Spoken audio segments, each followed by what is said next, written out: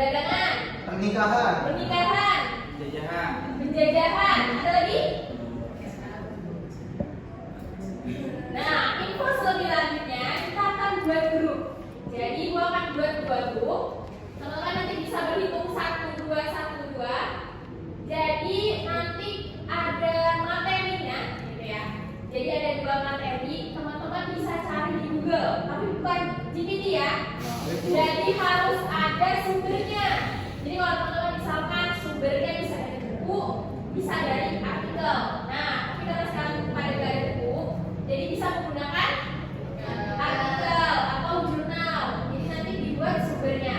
Paham? Paham. Oke, kita mulai. 1, Satu. dua, tuh, 2. 1, 2. Oke, sekarang duduk berkelompok.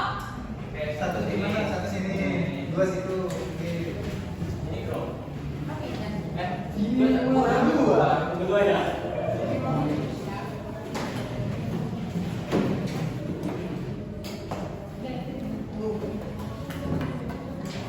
Oke, sekarang kelompok 1 itu menulis pilih dulu kelompok siapa? Oke, kelompok 2 kelompok siapa? Oke, kelompok 1 akan membahas tentang teori masuknya Islam ke Indonesia. Jadi diberi waktu selama 5 menit.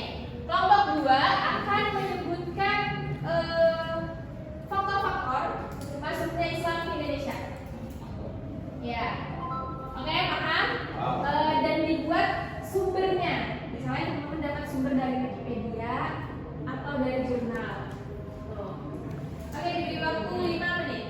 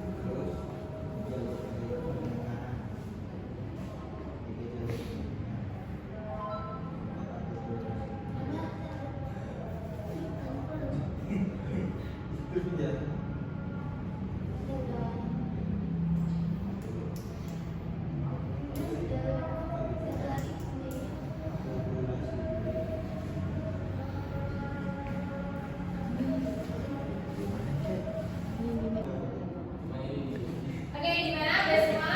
Sudah, Bu. Oke, jadi dari kelompok 1 ketuanya boleh maju. Oke, kenalan dulu. Siapa namanya? Halo semuanya, nama saya Ikram, ketua dari kelompok 1.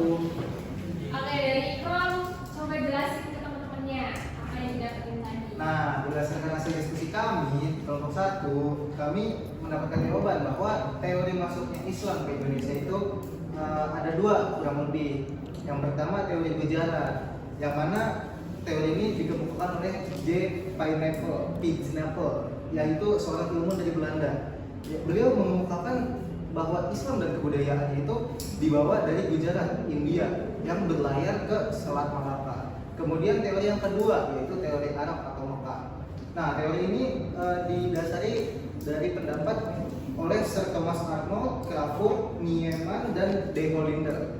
Nah, keempat orang itu mengemukakan bahwa teori ini adalah teori yang paling kuat karena memiliki kesamaan dan didasarkan kepada mazhab, yaitu antara Coromandel dan Malabar dan dengan mazhab Syafi'i begitu ya. Makanya keempat orang itu menganggap bahwa teori ini adalah yang paling kuat. Begitu Bu Guru. ID-nya dari mana? Oh ini dari Wikipedia. Wikipedia. Kita teman. Kelompok 1. Jadi teorinya tadi ada 2. Ada apa aja, Bang? Teori, Bro. Saya lupa, Bu. Jadi apa? Teori bujaran. Bujaran. Terus yang kedua teori Arab. Tapi dari 2 itu teori yang kuatnya teori mana? Bujaran atau Arab? Teori ini. Arab tuh. Arab. Nah, nanti disimak ya teman-teman yang di depan. Maju kelompok 2. Perwakilannya di depan. Oke, sambil perkenalan dulu. Bismillahirrahmanirrahim. Assalamualaikum warahmatullahi wabarakatuh. Waalaikumsalam warahmatullahi wabarakatuh. My name is Muhammad Al-Fatihah. Nama saya Muhammad Al-Fatihah. Saya akan menerangkan tentang sedikit faktor-faktor masuknya Islam ke Indonesia. Jadi Islam itu nggak datang begitu saja ke Indonesia, tapi dibawa. Nah, salah satu faktor itu ada 4 yang saya dapat dari kampus Narotama.ac.id. Nah, yang pertama jalur perdagangan. Nah, pada abad ke-7 sampai ke-11, para saudagar-saudagar Muslim yang ingin berjualan ke daerah Asia, khususnya ke Indonesia, mereka itu sambil berdagang sambil menyebarkan agama Islam. Nah, makanya daripada itu kebanyakan di pelabuhan-pelabuhan itu banyak terjadi penyebaran agama Islam. Salah satu contohnya itu ada makam di pelabuhan Bali. Syekh Maulana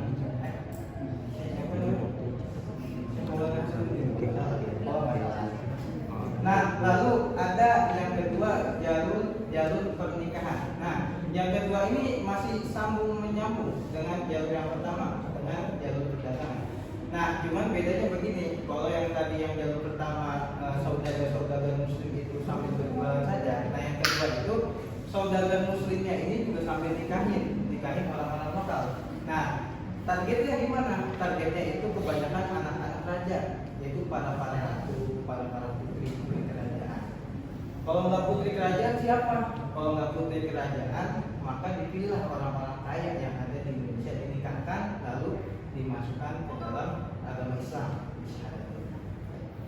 Nah, lalu yang ketiga yaitu jalur pendidikan. Nah, jalur yang ketiga ini tidak ada sangkut pautnya dari jalur yang pertama dan jalur yang kedua. Jalur yang ketiga ini adalah memang real para dai ini datang ke Indonesia untuk menyebarkan agama Islam di bumi Nusantara ini. Jadi memang mereka itu sudah membawa misi khusus untuk menyebarkan luas agama Islam di Indonesia. Nah, lalu yang terakhir jalur akulturasi budaya. Nah, inilah salah satu contohnya yang disebarkan oleh para wali songo. Salah satu contohnya saya ambil contohnya itu Sunan Kalijaga.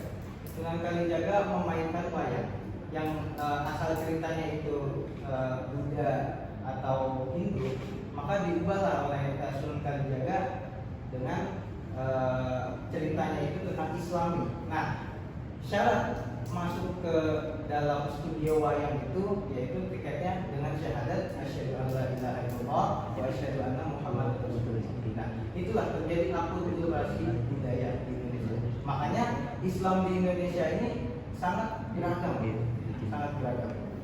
Nah, mungkin itu saja dari saya. Oke, terima kasih untuk kelompok 2. Tadi kita review dikit. Yang pertama, faktor masuknya karena